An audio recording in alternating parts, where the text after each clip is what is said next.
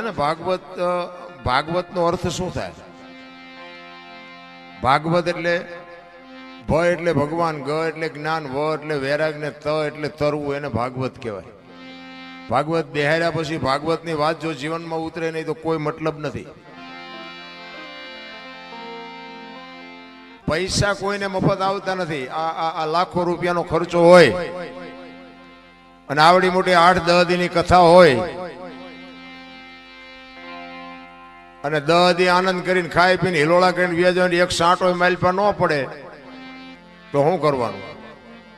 કોઈ મતલબ નથી રાખતા.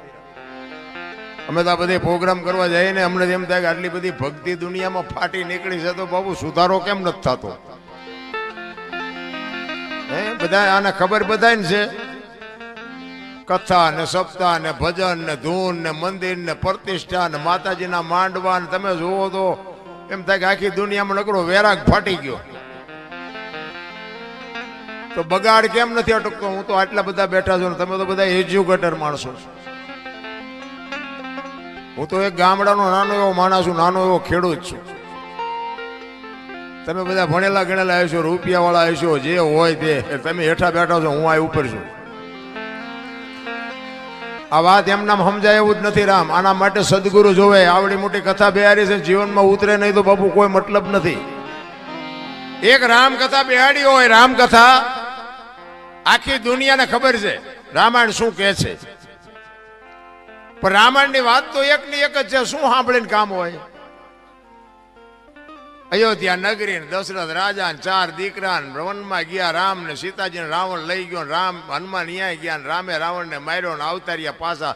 વાત તો આવડી આજ છે. બીજું કઈ તો શું સાંભળ કરવાનું? બીજું કઈ કામ જ નથી. આ સાંભળવાનો મતલબ શું? આખી દુનિયા એક મોરારી બાપુ જેવા આપણા કથાકાર હોય તોય ભલે, અને એક નાનો એવો કથાકાર હોય તોય ભલે. વાત તો આવડી આ જ હોય, બીજું શું હોય? અને આ કથાઓ સાંભળવાથી આપણો ફાયદો શું? આપણને મતલબ શું? આપણા સદગુરુ મહારાજને આપણે પૂછવું તો જોવે ને કે આ બધું કરે છે, દુનિયા કરે છે, એ વાત ખોટી છે એવી આપણી વાત નથી. પણ આ કરવાનો મતલબ શું છે એ તો આપણે કંઈક પૂછવું જોવે ને.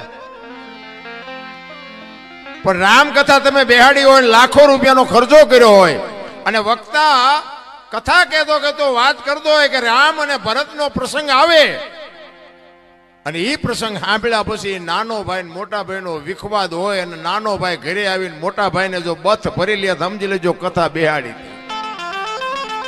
મોટા ભાઈ, અત્યાર સુધી હું તમને ન સમજી શક્યો, પણ આ રામ કથા સાંભળ્યા પછી મને ખબર પડી કે ભાઈ ભાઈનો કેવો પ્રેમ હોય. મારી ભૂલ થઈ હોય તો માફ કરજો, તો સમજી લેજો કે આ કથા આપણે બેહારી.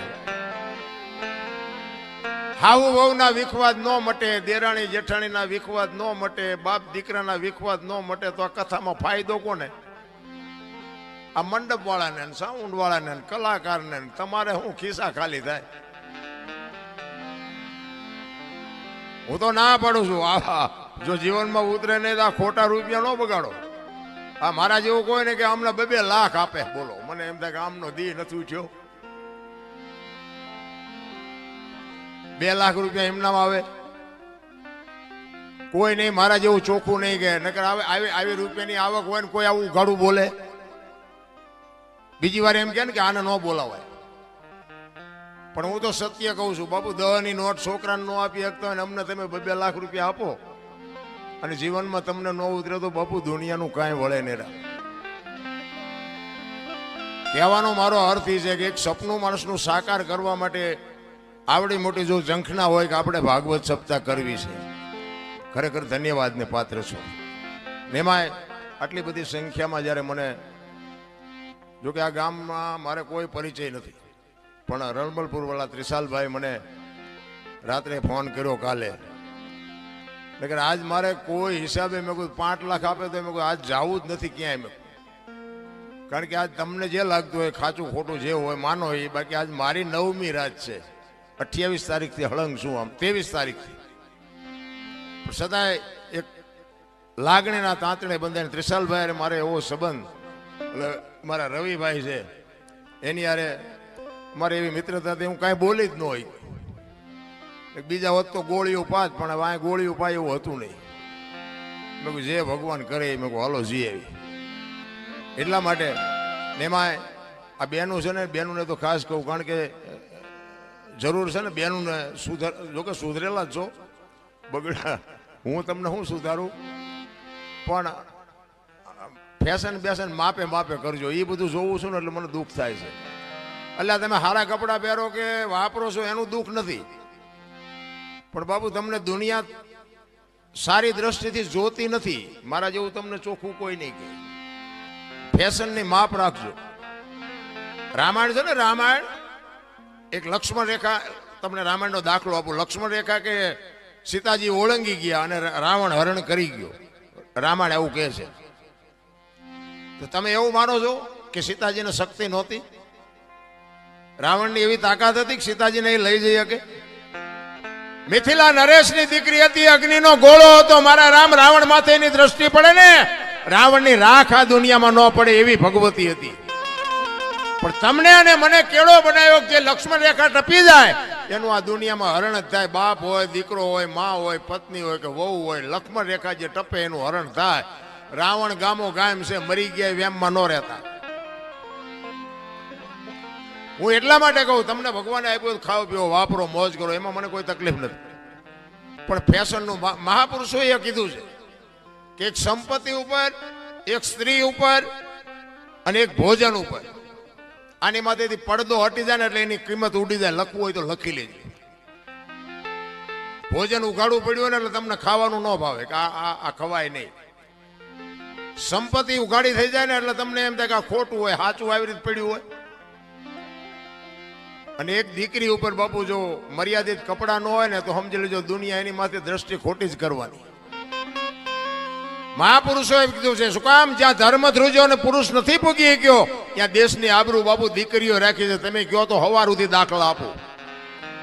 પુરુષ નથી પૂગી ગયો દુનિયાની આબરૂ અને ધર્મને રાખવા માટે. પુરુષ જ્યાં નથી પૂગી ગયો દેશની આબરૂ દીકરીઓ રાખી છે.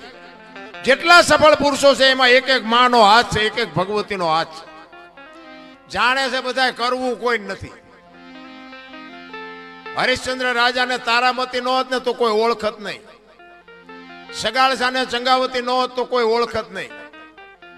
જલારામ બાપાને વીરબાઈ ન હોત તો કોઈ ઓળખત નહીં. અમરમાં ન હોત ને તો દેવીદાસ બાપુને કોઈ ઓળખત નહીં. આ પીપળીમાં સવારામ બાપાને જબુમાં ન હોત તો કોઈ ઓળખત નહીં. એક એક સફળ પુરુષની વાય બાપુ અમે આ મોટી મોટી કરતા હોય ને ઘરે અમારું બૈરું કપાતર હોય તો નો ગણાય કે આ દુનિયા નથી સુધારવા તારી વહુ સુધારીને નો કે આ તમે અમને આમ હાથની હથેળી રાખો, હલો જમવાના, હલો ચા પીવાના, હલો ગાડલા ને ખાટલા ને બધું કરો. તમે એમ કોઈ આવ્યા હોય મારા ઘર બાજુ અને હું એમ કહું હાલો હાલો, અરે ચા પાણી રોટલા સિવાય જવાય? અને હું આમ ડેલામ લઈ જાઉં અને રહોડામાંથી હાણેશું લોટા મંડે ઉડવા, મારે ચિંપા જવું? અરે હારું માણા ન હોય તો જીવવાની મજા ન આવે. ભલા માણા હગો હારો નો હાપડે, મિત્ર મળે જો લબાડ, પત્ની મળે જો કભાર જાતો હેળે જો ઉતાર. ત્રણે પખા મોળા હોય તો ગિરનારમાં વ્યૂ જવાય. જીવવાની મજા જ ન આવે. ભલા કોઈ મતલબ નથી રામ. હું તો એમ કહું પતિની વાત જો પત્ની સમજી શકે ને પત્નીની વાત પતિ સમજે કે તો જ બાપુ વાય પેઢી હારી થવાની. બાકી તો સેટલાઈન આપણે જોઈને તો આપણને એમ થાય હારું આમનું હાલતું ચમ હશે. કોઈ મતલબ જ નથી રામ. તમે વિચાર કરો, હરિશ્ચંદ્ર રાજાએ તારામતીને વેચ્યા ને, એમના ગુરુ મહારાજનો દેણો. બાપુ સતયુગ હતો, જો તમે વિચાર કરજો. સતયુગમાં હરિશ્ચંદ્ર રાજાને બૈરું વેસવું પડ્યું. ઇતિહાસ બોલે છે, આપણે હતા નહીં તેથી. અને આ બધું છે ને બધા આપણે શાસ્ત્રોના સંતોના આધારથી આ બધું બોલી જો બાપુ. આમાં સાચું હોય રાખજો ને ખોટું હોય ડિલેટ મારી દેજો. કોઈ ફોન બોન ન કરતા. હા, આ તો અત્યારે મીડિયાનો માધ્યમનો સમય છે. વળી એમ કે હા ક્યાં બોલે, આવું ક્યાં હતું જ નહીં. પાછા ઘણા એમ કે કેમ જાણે હરિશ્ચંદ્ર વખતે ઈવડાઈએ હોય. કેટલાય લોહી પીવે છે અમારું. હરિશ્ચંદ્ર રાજાને પોતાની પત્ની વેચવી પડી સતયુગમાં. આ કળિયુગ છે બાપુ, વેચવું પડે એવું છે કોઈને? હે ભગવાને કેટલું આપ્યું, વાહન મકાન રૂપિયા લોટા હવામાં ઉડે વગર દોડે વાતું થાય હિલોળા કરે એવું મળ્યું છે. જો આમાં જીવતા ન આવડે તો આંટો થયો એવું નથી લાગતું. શું ઘટે ભલામણ? આપણા ઘરે બે ટાઈમ સારો રોટલો નથી મળ્યો, ભલામણ સારું લુગડું નથી પહેર્યું. છતાંય જો માણા તમે જુઓ તો કોઈ સંતોષ જ નથી. બોલો અમારે બે કઈ નથી, અમારે બે કઈ મરો કઈ ન હોય તો શું જોવે છે તમારે? અરે શેઠો જ નથી ભલામણા. થીગડા ઉપર થીગડા દઈ દઈને આપણા ગઈઠા મરી ગયા. આપણે એક આંગળી જાય એટલું વાંકું હોય ને તોય આપણી માં એમ કે લાય બેટા લાય બેટા આંકા લઈ દઉં. અને અત્યારે ફાટલા પહેરવાનું ચાલુ થયું. ઓલા જીન્સમાં માથા વ્યા જાય એવા ફાંકા હોય તોય પહેરે હારા. એટલે આવા તો અમે પહેરતા જ હતા. ખબર નહોતી કે આવું આવશે ને કે અમે હાઈસ્પીડ રાખ્યો હોત તો અત્યારે અમે તારી હારે પહેરત. અરે જોવો તો ખરા, આપણે એવું ટાણું આવ્યું હતા ફાટલા પહેરવાનું ચાલુ કર્યું. બોલો એટલે આ ફાટલા નહોતા એટલે પહેરતા હતા. નથી એવું ઊંધું નથી આવેલું. 2 કિલો ચોખ્ખું ઘી લઈને આમ બજારમાં રાડ્યું પાડજો. ચોખ્ખું ઘી છે, વેચવું છે, ચોખ્ખું ઘી છે, ખપશે નહીં. ઓલા દારૂ બાવળિયામ વેસે તો પીપડા ખપી જાય છે. જોવો તો ખરા ઊંધું હાલ્યું. વિચારવા જેવું છે. મારો કહેવાનો મિનિંગ બાપુ જીવન સમય સરસ મળ્યો છે, પણ ભગવાન તમને બાવડું ચાલી નથી બોલાવવાનો. બાપુ જો જીવતા આવડે તો મને એમ થાય કે ભલે હું મારી વાત કરું, હું તો એક ખટારાનો ડ્રાઈવર હતો. બોલો ખટારાના ડ્રાઈવર તો 19મી કોમ ન કહેવાય. એને કોઈ પાણી પાય એના બદલે અહીંયા અમે બેઠા છીએ, તમે હેઠે બેઠા છો. આ કયો શેડો ઈડ્યો છે તમને નક્કી થાય છે? બાપુ આ વસ્તુ આખી જુદી છે ને આ સમજવા માટે સદગુરુ જોવે. મા બાપ છે ને, આપણા માતા પિતા છે ને, એ સદગુરુ છે 100%. પણ એ તમારો જન્મ આપી શકે, લાલન પાલન કરી શકે, ઉછેર કરાવી શકે, લગ્ન કરાવી શકે, ભણાવી શકે, ઓળખાણ નો કરાવી શકે. તમે કોણ છો એની ઓળખાણ તો બાપુ સદગુરુ કરાવી શકે, બીજાનું કામ નથી રાખવું. સદગુરુ જ્યાં સુધી ન મળે ત્યાં સુધી તમને તમારી ઓળખાણ ન થાય. અને તમારી ઓળખાણ ન થાય તો સમજી લેજો તમે માણાના અવતારમાં એક કૂતરું આવીને વીવી ગયું ને એમ તમે વીઆઈ ગયા. મીરાએ કીધું આત્માને ઓળખ્યા વિના 184 નહીં મટે, તમારી ભ્રમણા ભાંગ્યા વિના ભવના ફેરા નહીં મટે. આપણી ગત ગંગા છે ને, જેસલ તોરલ રૂપાદે માલદે કતીબજા હુરમબાઈ લાખો લોયણ જતો ભગત ખીમડીયો કોટવાલ ડાલીબાઈ રામદેવજી હાલો હુરો વણવીર ઢોંગો નિરલ કુંભો આ બધા ગતના ગોઠી હતા ને. એમાં સ્ત્રી હતી, પુરુષ હતા, અમીર હતા, ગરીબ હતા, તમામે તમામ સમાજના હતા. બાપુ ખોળિયા જુદા હોય ને જીવ જો એક થઈ જાય ને તો મળદા તો અત્યારે બેઠા થાય. ઈને ગત ગંગા કહેવાય. પણ ભજન એમના સમજાવું. હું તમને એક જ વાત કહું, ભોળાનાથ નો દીકરો કે ગણપતિ નું માથું ભોળાનાથે કાપ્યું અને હાથીનું લગાડ્યું એમ કે ને બધા ફોટામાં જોયું, મૂર્તિમાં જોયું. શું થયું? એ ભોળાનાથે માથું કાપ્યું અને હાથીનું લગાડ્યું. બધા આપણે મૂર્તિમાં ફોટામાં જોઈ ને, તો હું એમ કહું છું પેલું કાપ્યું ત્યાં જ નહીં પડ્યું હોય, હાથીનું શું કામ ચોંટાડ્યું છે? આ કોઈ ભણાવતું નથી એટલે તમે અમને સાંભળો છો. કાપ્યું હોય તો અહીંયા જ પડ્યું હોય ને, તો ઈ નો ચોટાડી શકે ને. હાથીને કાપીને અને હાથીનું માથું ફીટ થાય, માણસ શરીર ઉપર માથામાં ફીટ થાય, હાથીનું આવડું હોય. હવે આ 4 આંગળની જગ્યા હોય માથે ફીટ થાય. એટલે આ બધું છે ને અટપટું છે. ચિત્તની શાંતિ, મનની પ્રશંસા, દિલની દાતારી, ગુમડાની રોજ અને ટાઢિયા તાવની ટાઢ આટલું માલકુરથી આવે. ભજનનું ઊંધું છે. ગુમડું થયું ને ગુમડું, એને દવા લગાડવાની હોય ઉપરથી મટે માલપાથી, એટલે નથી સમજાતું. તમે બધા કરોડપતિ છો, તમે મને બોલાવો? કોઈ નથી બોલાવે એવું બાપુ. પણ આ અંતરના ઊંડાણની કોક વેધુને કરાય વાત, આને સોરે નો સિતરાય સિતની વાતું શંકરા. અમારે ઘણું કેવું છે, પણ કહેવાનો મારો મિનિંગ ઈ છે કે માં હોય મોટે બોલું માં, એ હાથે નાનપણ સાંભળે. એ મલક બધાની મજા પછી કડવી લાગે કાગડા. એ આ જનેતાને હું એટલા માટે કહું છું, આ દીકરીઓને મારે કહેવાનો અર્થ એટલા માટે છે કે તમે એમ કહો ભગવાન મને હારો દીકરો દે, હારો દીકરો દે. શું અહીંયા ગોદામ છે? હે અહીંયા દુકાન છે? હારા દીકરા બાપુ માં સંસ્કાર આપે તો જ હારા દીકરા થઈ શકે, બાકી એમના તમે હારો દે એમ કરી મેળ ન પડે. પણ હું તો બહેનોને ખાસ વિનંતી કરું, હાથ જોડીને કહું, હું કોઈ સલાહ દેવા તમને આવ્યો નથી, અને મારી સલાહ તો શું મારી લાયકાત હતી હું તમને સલાહ આપું. પણ મારો કહેવાનો, મારી વાતની અમુક બાપુ નોંધ કરજો અને એનો અનુભવ કરજો. હું કોઈ પાવરની વાત નથી કરતો, પણ તમારે સારા સંતાન જોઈને તો મારી એક જ ભલામણ છે કે ઉદરમાં સંતાનનો વિકાસ થતો હોય અને જન્મ થયા પહેલા રામાયણ ને ગીતાના 5-5 પાના વાંચજો. જો આપને સંતાન થાય એવું આ ટેકો દેવું દીકરો ન થાય તો બાપુ મારું નામ તમે જોડો ઘા કરજો.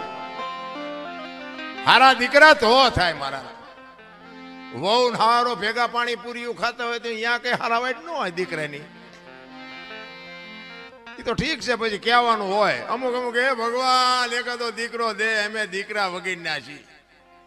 તો અમુક એમ કે હે ભગવાન આના કરતા ન દીધો હોત તો સારું હતું. આપણે એમ કે હારા આવે આ દીકરા હાઈવે ફાયદો છે કે નો હાઈવે ફાયદો છે. ભગવાન ભાઈ બાપુ માગજો એકાદો દીકરો, પણ એને કહેજે કે ગોપીચંદ ને ભરથરી જેવો કા દીકરો આપે, ગંગા સતી પાનબાઈ જેવી દીકરી આપે, હાથ પેઢીઓના નામ ઉજળા કરી દે રામ. એટલા જ માટે કહું છું બાપુ, દીકરીઓનું સમર્પણ છે બાપુ, એનો ત્યાગ છે. માનું બાપુ છે ને પદ ટોચે છે. 9 મહિના મા બાપુ ઉદરમાં સંતાનને રાખે, એનો જન્મ આપે, એનું લાલન પાલન કરે, બેહતા બોલતા ખાતા પીતા બધું માં શીખવે, અને વાય નામ બાપાનું લાગે. બોલો, માનો ભોગ છે એટલો બાપનો નથી. આખી દુનિયાને ખબર, એમાં હું આવી જાઉં ને મારે લાગુ તો પડે જ ને કે મને તો એમ થાય કે માએ જે સમર્પણ કર્યું છે એ બાપે નથી કરેલું, તો આની વાય માનું જ હોવું જોઈએ, બાપનું ન હોવું જોઈએ. પણ માએ ત્યાગ કરી દીધો કે આની વાય એના બાપાનું રાખો. કોકે પૂછ્યું કે પણ તારો આટલો ભોગ અને બાપનું નામ શું કામ? કે આ કદાચ કપાતર પાકે અને કોથળીઓ તોડીને ધૂળીમાં માથું ગાલીને પડ્યો હોય, કોક એમ કે કોનો છે, ફલાણી માનો છે, એમ કે છે મારા ખોળી આમ જીવ નહીં રે, 9 મહિના ઉદરમાં રાખ્યો, મારું કાળજું ફાટી જાય, એની વાય એના બાપાનું રાખો. આને સમર્પણ કહેવાય. અને હારા દીકરા છે ને એ માન ખબર છે કે આની વાય મારું જ રખાય. હારા દીકરાની વાય જનેતાનું છે. હનુમાનજી કોનો, અંજનીનો, કર્ણ કોનો, કુંતીનો, ભીષ્મ કોનો, ગંગાનો, શિવાજી કોનો, જીજાબાઈનો, ગાંધીજી કોનો, પુતળીબાઈનો. હારા હારા માના બગડેલા અમારા માં છે ને ઉપર બેઠી બધે ધજા, મહારાસુર, પાવાગઢ, ચોટીલા બધે જ્યાં જાવ ત્યાં માં ઉપર બેઠી. શું કામ? મારા સંતાનની નજર રહે એટલા માટે. બાપા બધા ભોંયરામ છે, ત્રંબકેશ્વર ને રફાળેશ્વર ને ભોંયરેશ્વર ને રિયા સલમુદા બે માન બાપમાં ધરતીનો. હું તો એમ કહું કે જનેતા જો જીવતી હોય તો એક વાગ હાનનું ટાણું હોય અને માં બેઠી હોય એની પાસે જઈને કોક દીક પૂછજો, માં મારો જન્મ થયો તેથી તને વેદના કેટલી હતી બાપુ? કોક દીક પૂછજો તો તમને માની વેદનાની ખબર પડે. રામ, હું કોઈ ભલામણ નથી કરતો, આવા માંડવા નાખો, મંદિર બનાવો, આ કરો તે કરો, હું કોઈને કહેતો નથી. મારો પ્રોગ્રામ ગમે ત્યાં હોય ને હું મારી એક જ હાથ જોડીને વિનંતી કે માને બાપને બાપુ જાળવજો. માન બાપ જેવા ભગવાન આ દુનિયામાં ક્યાંય કોઈ છે જ નહીં. અને તમારા મા બાપને તમે નહીં જાળવો ને તમારી પ્રજા તમને નથી જાળવવાની લખવું અહીંયા લખી લેજો. તમારા માત પિતાથી તમે છો, મારા માત પિતાથી હું છું. માત પિતા તમે ચૂકી ગયા સેવામાં, એટલે સમજી લેજો કે તમે કરોડ રૂપિયાના આસામી હોય તો બેકાર ધૂળ કહેવાય. કારણ કે મને ને તમને આપણા જન્મ વખતની ખબર નથી કે માએ શું વેઠ્યું છે. એ વેદનાની જો આપણને ખબર હોય ને તો આ માવડીઓ રોટલા વગરની આટા નો મારતી. લાખો રૂપિયા ને કરોડો રૂપિયાના દાન આપે ને ઘરે